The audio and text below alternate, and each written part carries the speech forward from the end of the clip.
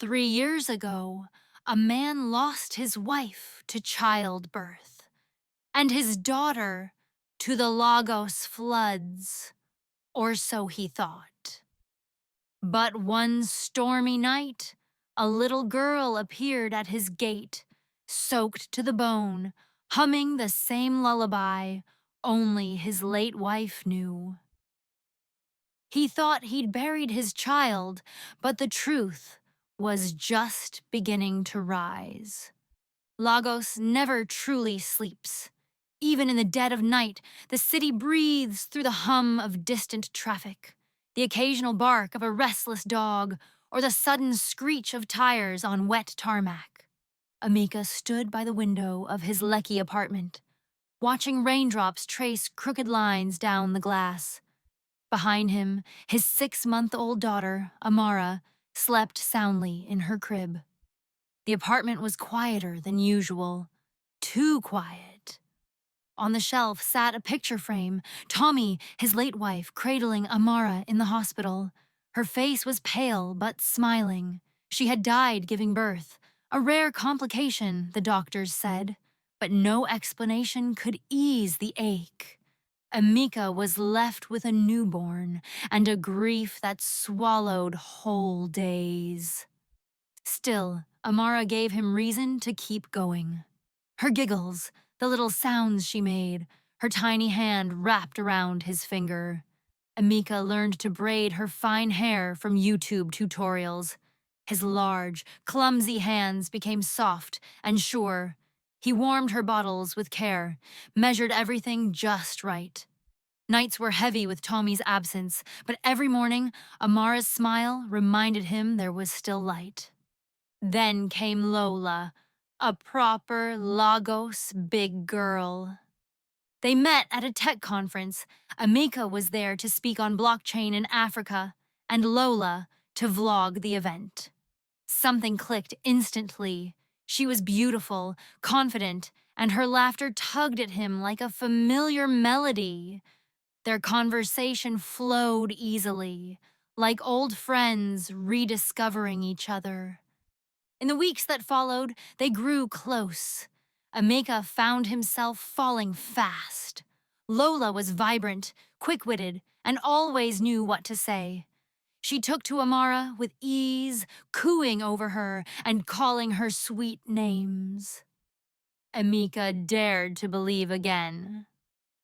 Lola posted often about motherhood and healing, pictures of baby shoes, quotes about second chances, stories about love and new beginnings. To Emeka, it felt genuine. This is it, he told himself.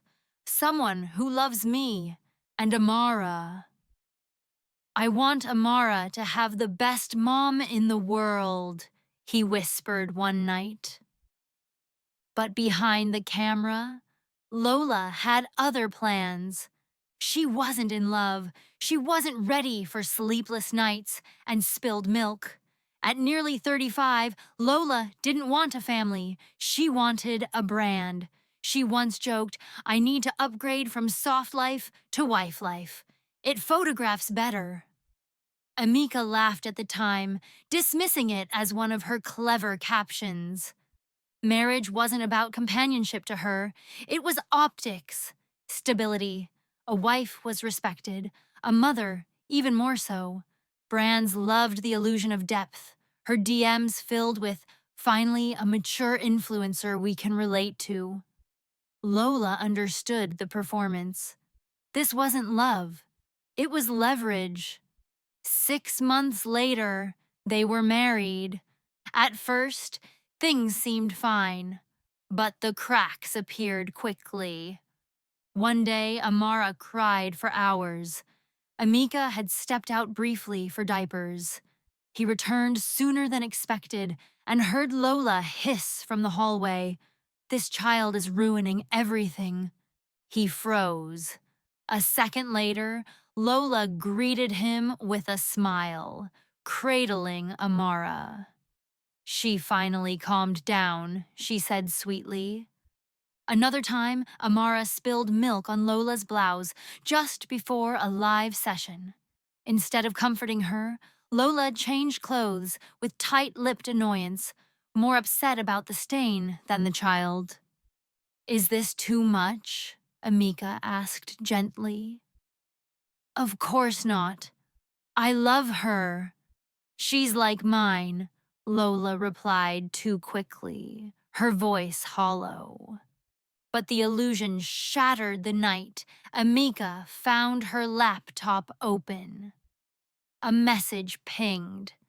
"You really married that guy with the baby?" Lola had replied, "Let's just say it fits the brand. Family content sells." Something inside Emeka broke. That night, lying beside her, he feigned sleep while she scrolled through comments, replying to strangers praising her as a blessed stepmom. He stared at the ceiling. The woman he loved, admired by thousands, might never have loved him at all. The rain didn't stop for days. Lagos drowned in it. Gutters overflowed, streets flooded, engines stalled. The downpour felt less like weather and more like a warning. One Friday night, Emeka returned late from a meeting. The power was out. The street was submerged. He pushed the front door open to silence. No coos, no cries, nothing. "Lola," he called Dot. She stepped out from the kitchen. Her face was streaked with rain, or was it tears? "Where's Amara?" Lola collapsed to her knees. She slipped. I was holding her on the balcony. The floor was wet. She fell. The flood took her. Emeka's world stopped. He ran out into the storm, screaming her name, scouring drains and gutters.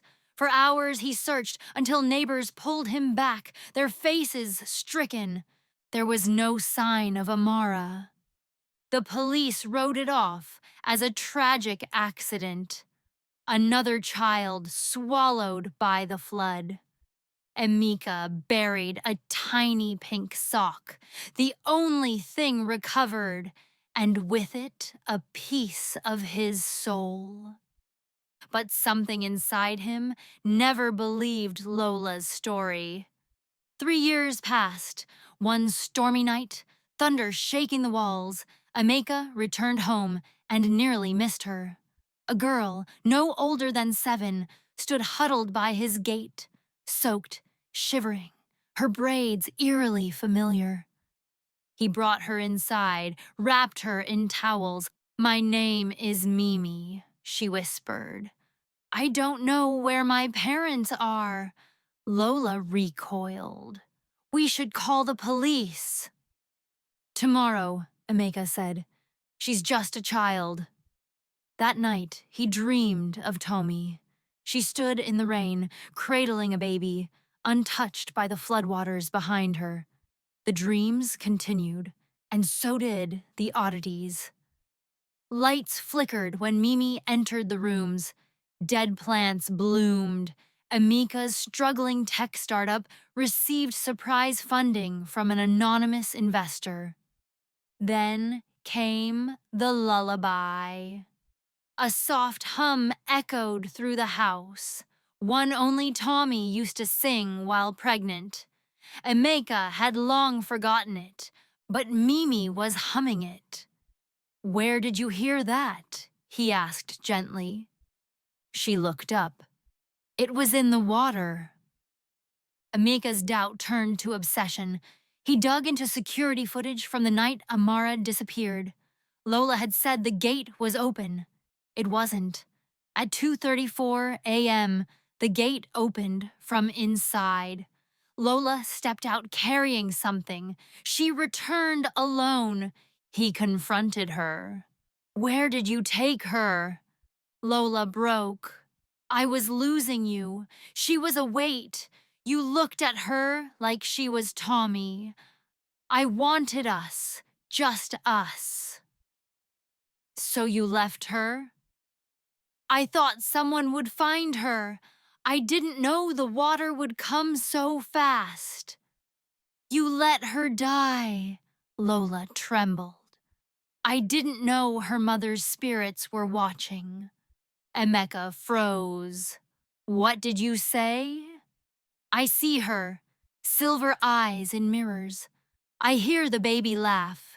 I tried to forget, but that child isn't just a girl anymore. The next morning, Mimi was gone. Emeka searched frantically. The estate, the streets, the police, nothing. Then a whisper in his memory, the canal. He drove, heart racing. The water was calm, but the air buzzed with something ancient. At the bank stood a tall woman in white lace, luminous like moonlight. Beside her, holding her hand, was Mimi. She's mine, the woman said, but she's also yours. Your tears fed the canal, your love called her back. Is she human? The woman smiled, her voice like rain on tin. She is spirit and flesh, a chance to mend what was broken. Mimi, no, Amara, looked up at him. Daddy, I want to go home. Then, screeching tires. Lola spilled from a car, disheveled, screaming. Lies, that's not real. The woman turned. The air stilled. You threw the child into the storm, she said. The flood remembers. The streets whisper still. There's no proof. Look around. As the police dragged Lola away, she twisted in their grip, screaming at the empty space where the woman in white had stood. She's lying. That wasn't me. But the video evidence was undeniable. At the trial, forensic experts confirmed the footage was authentic. Lola's own deleted cloud backups betrayed her, showing her searching, how long can a baby survive in floodwaters? That fateful night, the judge took just 2 hours to convict. Emeka moved to a quiet suburb, founded a missing children's NGO, installed a flood alert system across Lagos. He still leaves his porch light on during storms, just in case. As for Amara, some call her a ghost, others a miracle. Nurses at Lagos General remember a fisherwoman bringing in a soaking girl the night of the flood, then vanishing. And every rainy season, the canal churns with the sound of a child's laughter. Emeka sits on his balcony, watching the rain. The scars remain, but the pain has changed shape. And sometimes, just sometimes, children at the canal say they see a woman in white, hand in hand with a little girl in yellow rain boots. But when you blink, they're gone. Moral lesson. In a world obsessed with image, we must remember, love isn't content, and children aren't props. True bonds are built, not broadcast. No matter how carefully lies are staged, the truth always finds its way through.